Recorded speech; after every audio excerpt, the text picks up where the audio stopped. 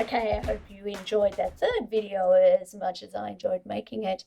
And hopefully it has highlighted for you some of the kinds of things that we need to be thinking about when it comes to legal considerations. So here's the real third, I'll call it the fourth, the next serious video on our series on liability for autonomous systems. So in the previous videos, we discussed the foundations of civil liability and negligence under Australian law. So in this one, we're going to discuss the legal challenges and potential solutions for regulating autonomous systems. I can't promise that we're going to get there, but we're going to look at some of the different options, and I'm going to leave it to you to make up your own mind about what direction you think we're going to be heading in.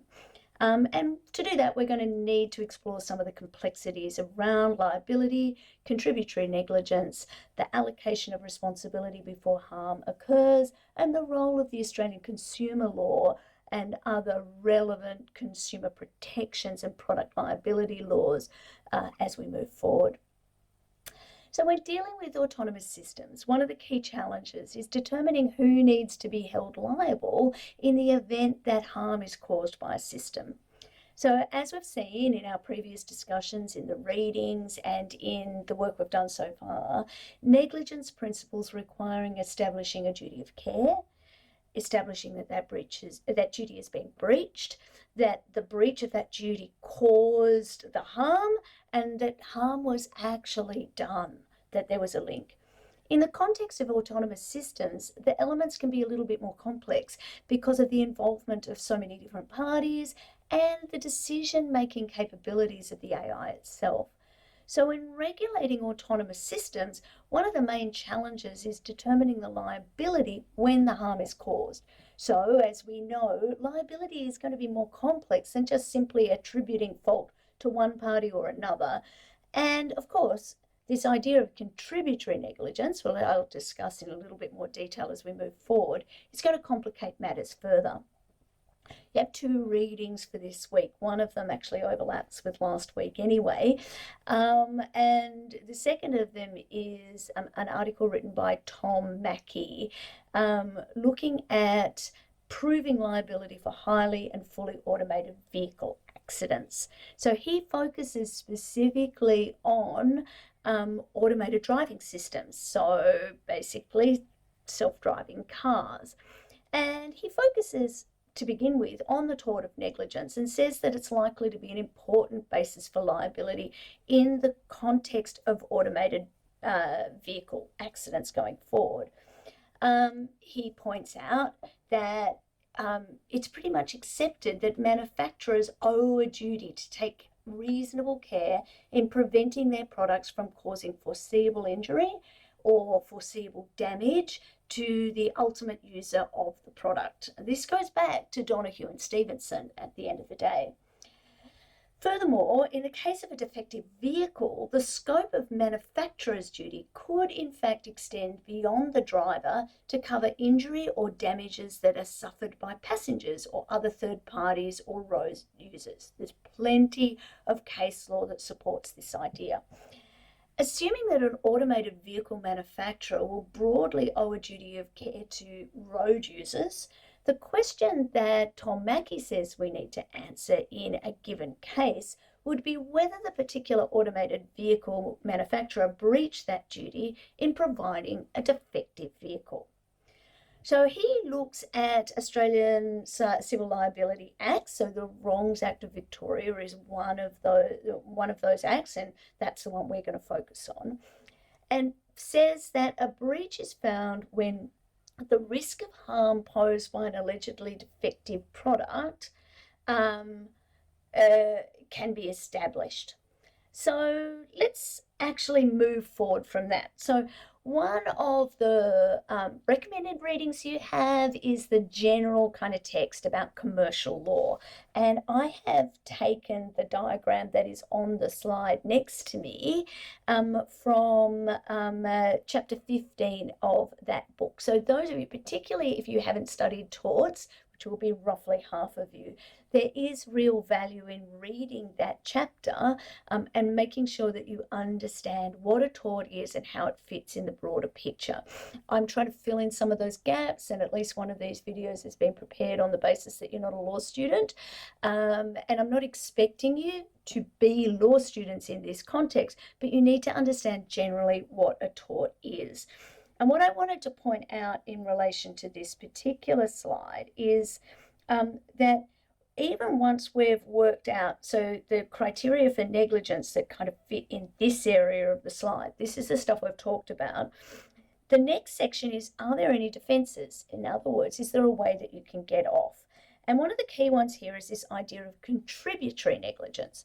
So to what extent should negligence or liability for negligence be avoided because the person who suffered damage or harm has somehow contributed to their own, to that damage or to that harm?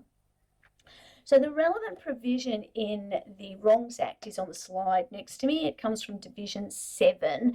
I've just really highlighted Section 62. But clearly this is quite a complex area of law. I'm not expecting you to be able to do a deep dive into it. You need to be aware of what it is and how it works. So contributory negligence is a tort concept that refers to a situation in which an injured party's own actions or omissions have contributed to their harm. Section 7 of the Wrongs Act. So the section stipulates that when a person suffers damage partly due to their own negligence and partly due to the negligence of another party, the damage is recoverable, so the amount that the person who has caused the damage will need to pay can be reduced or should be reduced by and the court will make a decision about this, to the extent as a court thinks just and equitable in the circumstances. In other words, the liability can be shared between the injured party and the other party involved, depending on the degree of negligence exhibited by each of the parties.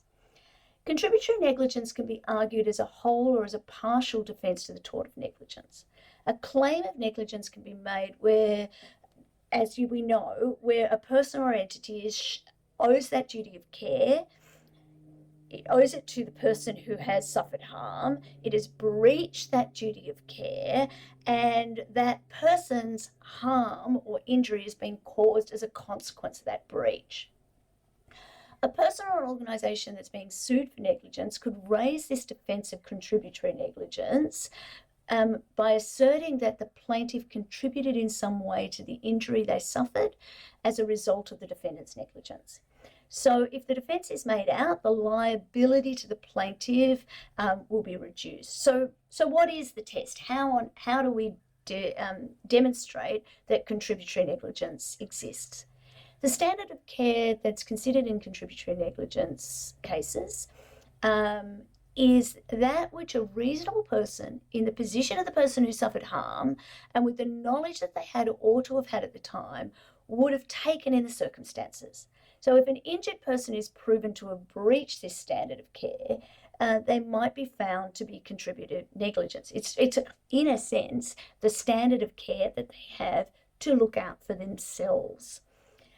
Who has the onus of proof? Remember, onus of proof means the burden of proof, the responsibility to prove something. In this case, it would be the defendant who has the onus of proof to establish a contributory negligence on the plaintiff part. The defendant needs to prove that on the balance of probabilities, an injured person failed to abide by a standard of care that a reasonable person would have exercised in the same situation. Contributory negligence can't be raised as a defence if there's any malice or any wrongdoing on the part of the defendant. So how does this affect liability? It comes down to a mathematical calculation at the end.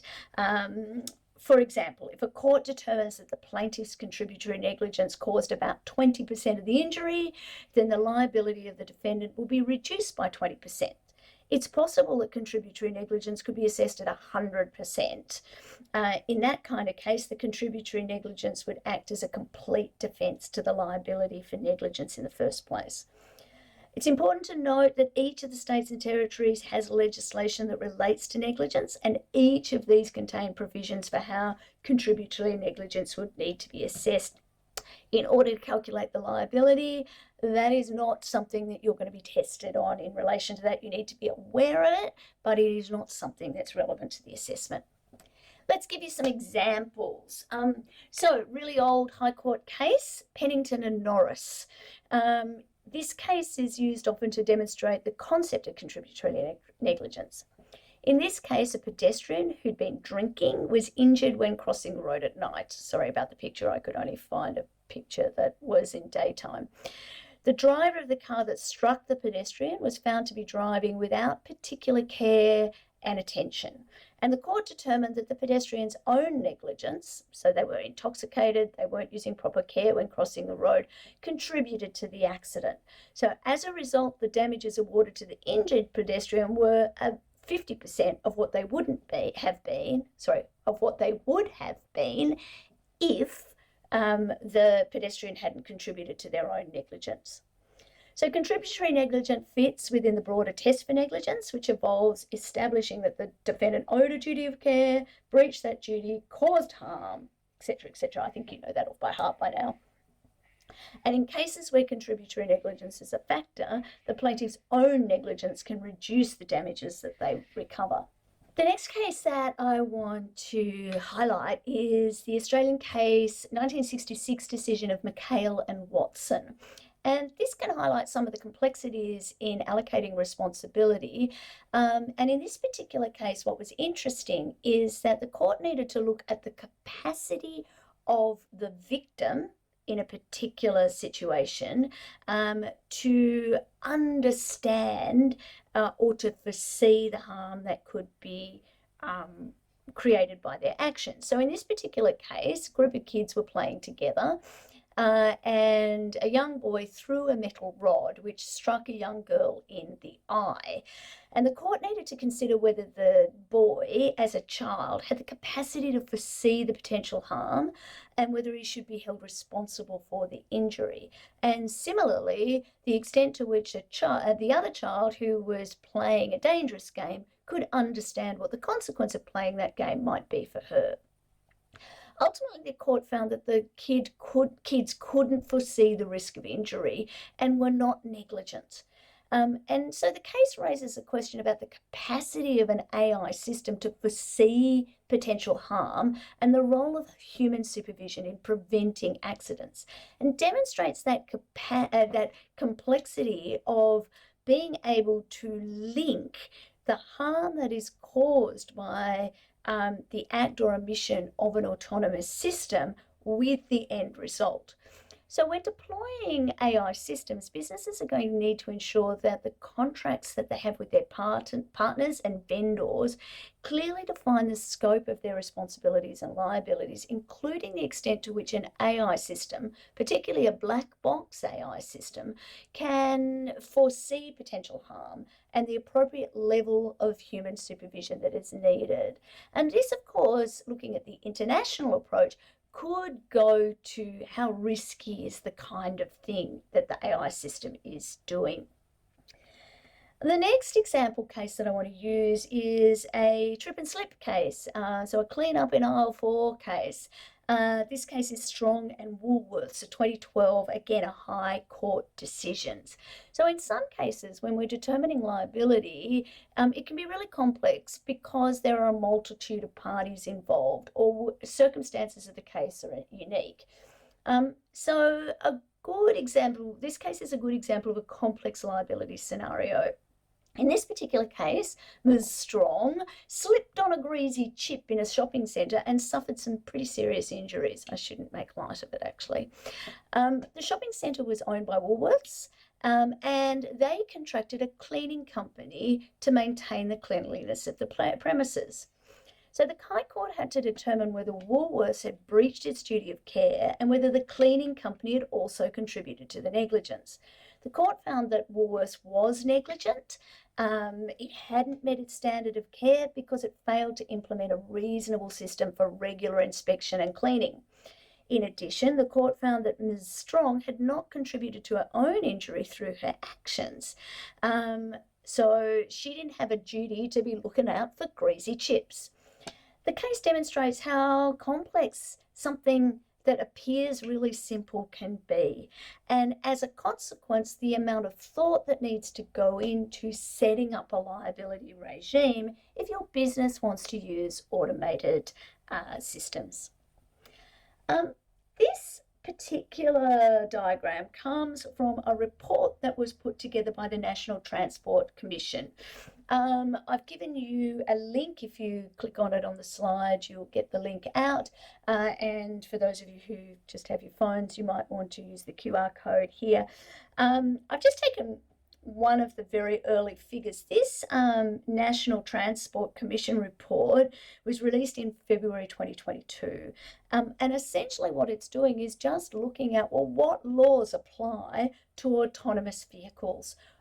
Or to actually the language that they use is automated driving systems. As you will see from the Tom Mackey reading, if you're not already aware of it, when we talk about autonomous driving, we tend to talk about 5 different levels of autonomy. And so the National Transport Commission was tasked with looking at, well, what will the law need to do if autonomous vehicles come in? Now, it's a long report. I do not expect you to read it, but there would be benefit in just having a flick, even if you just look at the table of contents, to see the range of issues that they've looked at. And this slide highlights some of the different kinds of laws that are going to apply, whether it's looking at first supply and importation, about who can drive them, what kind of registration and licensing might be needed, what happens when you're driving, what should the road rules look like, safety rules, what happens at the end of the life of a vehicle. And that's before you get to the range of other frameworks that might apply. And this figure, also taken from the same report, shows a proposal for how an in-service regulator might interact following a crash with an autonomous vehicle when police are in attendance. They're recommending the potential for a broader systemic no-fault crash investigation function that could be undertaken by an independent investigator like the Australian Transport Safety Bureau, the ATSB. And one of the other questions that arises, and they consider in this report, the extent to which there should be some kind of universal insurance system. So rather than looking and trying to unpick liability by taking things through the court, about whether or not the regulators should come in and basically determine who might be liable or not. Basically going back to some of the issues that we discussed in earlier videos over the last couple of weeks. Now, of course, tort, one last thing. Tort also has this concept of valenti non fit injuria. I love it when lawyers use Latin. It usually means that the concept is so straightforward that if we use normal language, you wouldn't want to pay us the big bucks. Essentially, this Latin phrase means the willing cannot be injured. And in tort law, common law, it's been a total defence. So if this valenti non fit injuria defence arises, a plaintiff won't get anything at all. But a defendant needs to be able to demonstrate, so the onus of proof is on the defendant, that the plaintiff consented to the actual risk which they were exposed to. So one of the key decisions here is the decision of AGA, AGA, and HYDE, HYDE. It's a 2000 decision of the High Court of Australia. And in that case, Justice Gleeson said voluntary participation in a sporting activity doesn't imply an assumption of any risk which might be associated with that activity. So another earlier case, 2002, again a High Court case, Woods and Multisport Holdings, which was actually an indoor cricket case. In that particular case, somebody got hit in the eye with a cricket ball, and they basically sued, saying that they should have been informed of the potential to get an eye injury. And the court found, well, actually anybody could see no pun intended, that this is a sport where people could easily get hit in the eye, and so it's foreseeable that you're accepting this risk. But again, there's been a lot of press recently about concussion injuries in the AFL, hence that somewhat disturbing picture. And the question is, can you, for sports, just generally, is what kind of injuries are foreseeable and who has the duty to protect? What type of assumed risk comes with playing a sport, and now that we know more, so how do we apply that in relation to automated systems? And I think that's really interesting. So the first claims that are brought by people who have sustained loss or injury or damage as a result of automated vehicle collisions or accidents are likely to be very complex claims, especially if liability is in dispute. And litigation is likely to be expensive. Plaintiffs are likely to try and explore a range of possible legal actions for their claim. We've talked about tort, but I think the next thing that we need to talk about is the Australian consumer law, and we'll do that in the next video. Cheers.